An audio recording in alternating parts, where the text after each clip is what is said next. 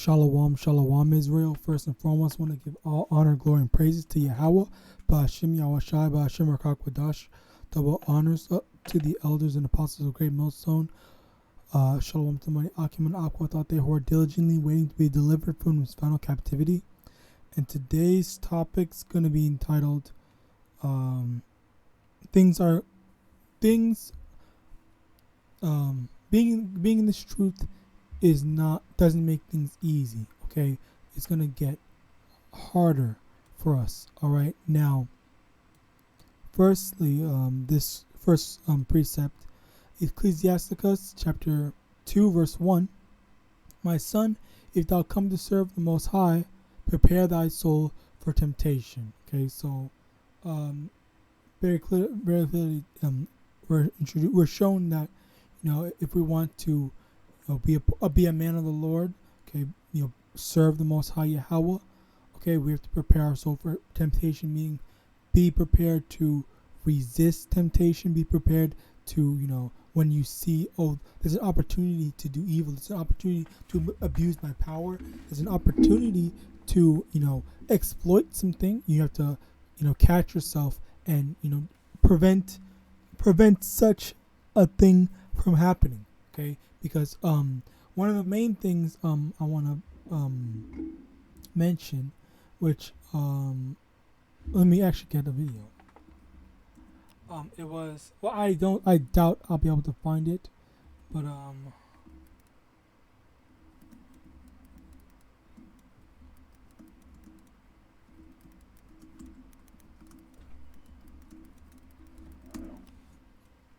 yeah, right here, perfect. There is a beautiful dysfunctional relationship, but here, I doubt I'll be able to find the actual. I'm not going to try to find the actual video, but I saw a video where there was this one Edomite woman who was, she heard the truth. She got remorseful or whatever, and then she went to go kiss the feet of, I believe it was either HOI or WFI, okay, and when she went to kiss their feet or whatever, because they read, and lick up the dust of thy boots. Let me actually get the precept, so I don't want to misquote it.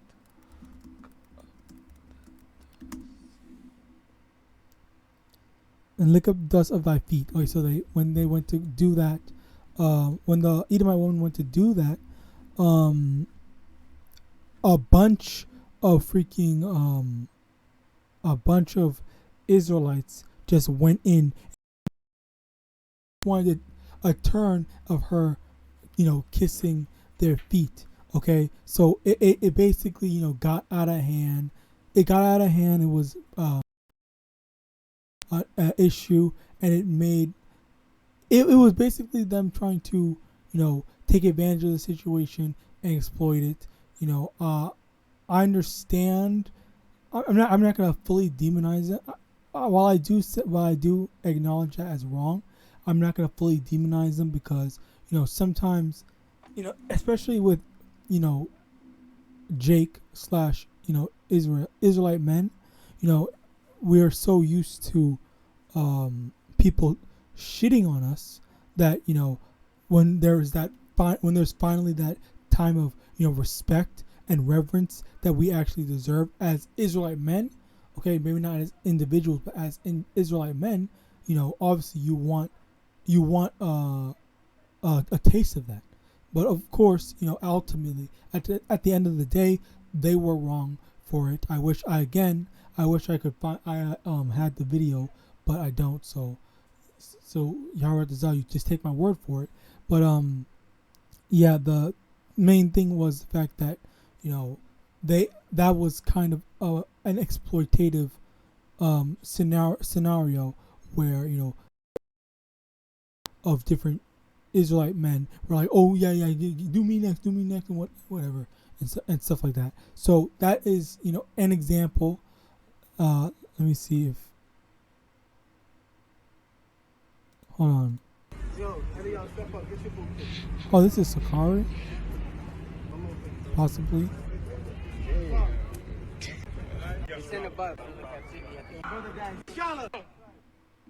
Okay, well, I mean, yeah.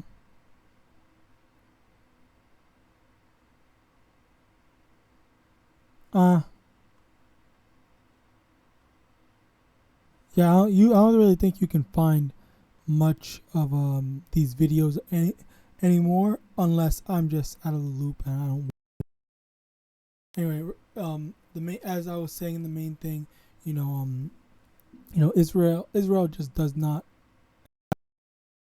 respect anymore. So obviously, they want that respect, but at the same time, we have to learn to be patient and wait for the time when the Most High is going to bless us with an even greater respect, not just someone humbling themselves and kissing your feet, but you're gonna get a million times more than just that. All right. So now I want to go into this scripture, Mark 9 verse 23,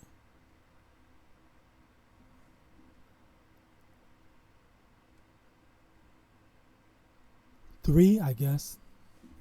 Yahawashi said unto him, If thou canst believe, all things are possible to him that believeth. And straightway the father of the child cried out and said with tears, Lord, I believe, help thou mine unbelief.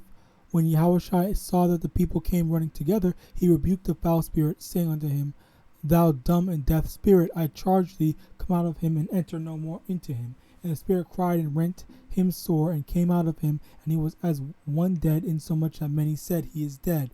But Yahawashi took him up and he arose, and when he came into the house, his disciples asked him privately, Why could not we cast him out? And he said unto them, This kind can come forth by nothing.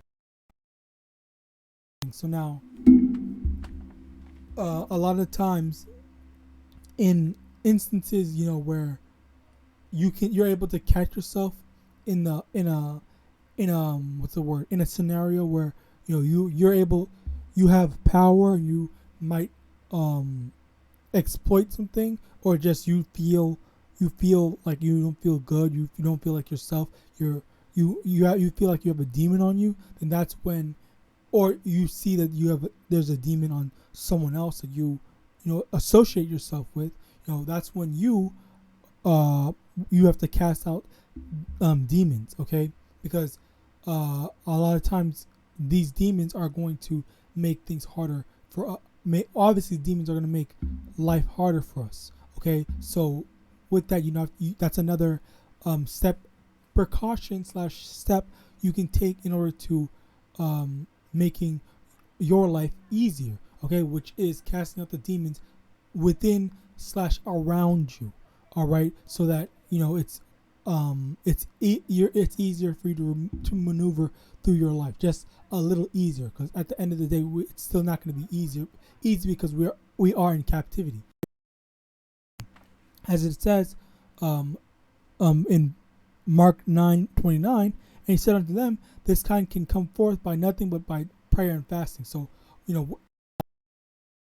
these stronger demons, these higher level demons, are not gonna go away so easily just by a simple rebuke, but it's gonna take more so prayer. It's gonna take a lot more, which comes in the form of prayer and fasting. Okay, so you have to pray to the Most High, fast, which is something if you feel like you have a lot of issues, you have a lot of problems, you constantly are dealing with issues, you should be fasting pretty oftenly to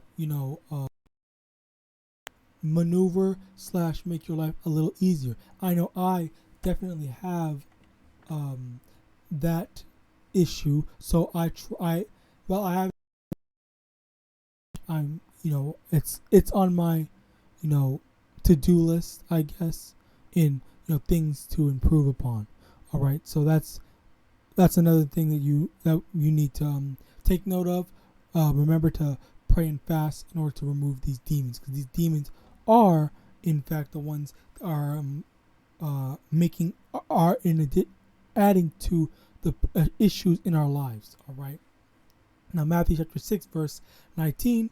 Lay not up for yourselves treasures upon earth, where moth and rust doeth corrupt, and where thieves break through and steal, but lay up for yourselves where neither moth nor rust doeth corrupt, and where thieves do not break through nor steal. So now we have to understand that this, while we're going through all this affliction, while things are hard for us, it's going to be hard for us now, in this carnal world, but down the line, it's not going to be in the spiritual world, or in the kingdom of heaven. We're gonna, in a spiritual sense / the kingdom of heaven is what I want to say. Is we are going to, things are going to be easy for us. Okay, we're not gonna have to struggle like as we do now. Okay, and that's why what we do is we lay up treasure for ourselves for the kingdom of heaven. Okay, we don't lay up treasures in earth. And the way we lay up those treasures,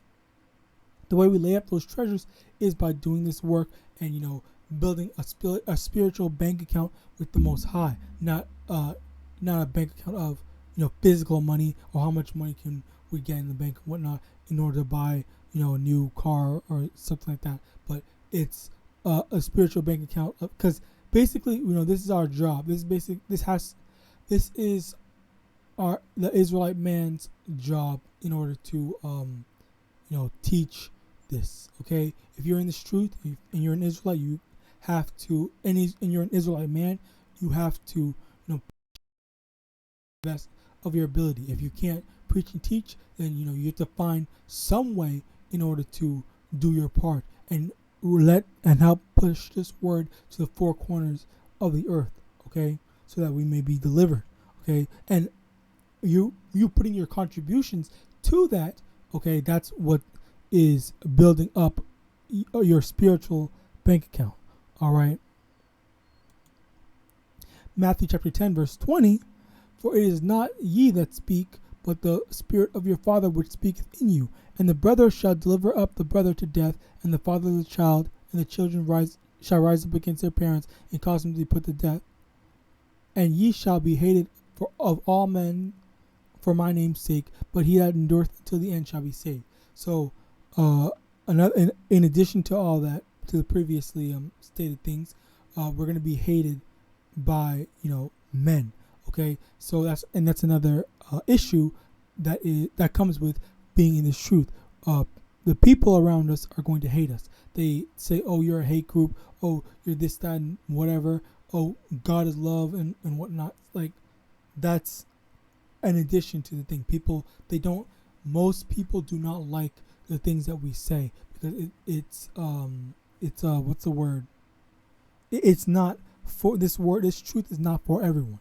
Okay, it's only for the Israelites. Okay, 1/3 of the Israelites. Okay, and so, just in general, talking to random people about this, like, small minority that will actually be able to receive this word. So that's why we're gonna be hated, and small percentage of minority are gonna hear it and accept it, but then everyone else, they're just going to not only hate what we say, but they're going to hate us. They're gonna have I guess a vendetta or whatever against us for saying the truth. Okay, people hate the truth. They can't handle the truth. All right, Matthew chapter 24 verse 7.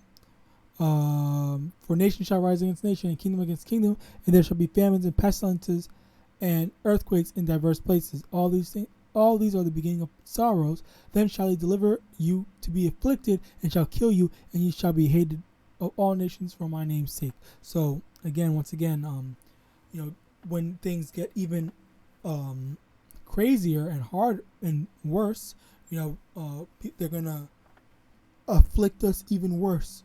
All right, they're gonna try to kill us or succeed in killing us. All right, and all the nations are gonna hate us. We already have. Now we're gonna have all the nations hating us. All right. Matthew 24 verse 13. But he that shall endure unto again, it just goes back into Matthew 6 and 19 and 20. About laying up treasures in the kingdom in the kingdom instead of laying up treasures on earth. Okay, so if you are able, again, like I said, like living in this captivity is hard. Okay, but we have to endure, and if we endure unto the end, we're going to be saved, we're going to be delivered, and we're going to finally be able to enjoy and never have sorrow ever again. Okay, let me actually get that precept.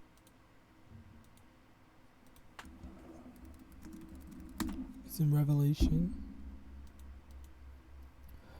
chapter 21 verse 4. And Yahweh shall wipe away all tears from their eyes, and there shall be no more death, neither sorrow nor crying, neither shall there be any more pain, for the former things are passed away. So again, when all of this is said and done, when everything's put to an end, there's not going to be any more crying, there's not going to be any more pain, death, sorrow, anything like that. Okay, it's going to be all right. It's going to be good, happy, fun, whatever.